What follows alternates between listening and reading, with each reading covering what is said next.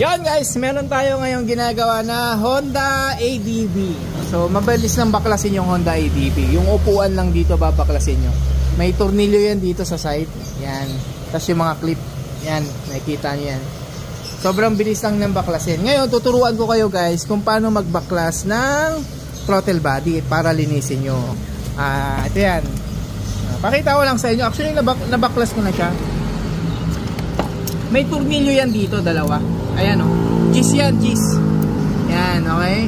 Tapos yung air filter dito, di ba dito papasok yun? Yan, dyan papasok yung air filter. Ngayon, may socket yan na dalawa.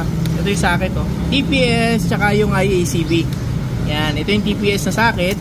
Yung 5 pins. Yan. Ito naman yung 4 pins. Dito yan. Okay. Yan, nakalapat yan. May dalawang tornilyo yan. Ito. Tapos dito yung injector. Ngayon, ang huwag nyo kakalimutan sa injector, itong washer na to, na rubber. Yan.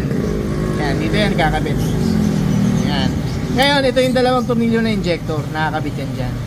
So, pag binaklas nyo yung dalawang yan, babaklasin nyo rin itong dalawang tornilyo na to para maangat nyo to. Ayan. Ngayon, ganito ngayon yung yung throttle body. Pag nabaklas nyo na siya, yan nabaklas nyo na. Huwag yung gagalawin to. Yan. Pwede nyo rin tanggalin to basta may diagnostic tool kayo. Ito yan. Meron siyang rubber sleeve para hindi sumingaw yung manifold papunta dito sa may throttle body. Hawakan mo yung camera eman. Ganyan mo lang. Yan. Luluwagan nyo to.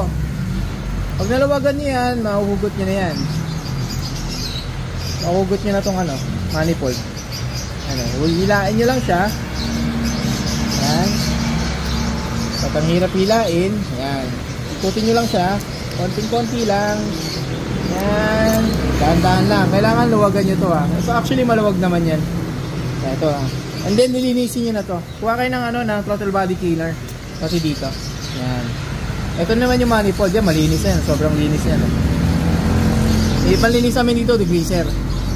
Then pag ikakabit nyo na siya, pwede nyo tanggalin to. Itong 8. Para malinis nyo po yung pinakaloob nito. Yan. Ngayon, paano mo naman siya ibabalik? May mga guides yan mga par. Ito yung guide yung bilog na yan. Pag tinanggal mo tong na to, pag tinanggal mo tong rubber na to, tanggalin natin yung rubber.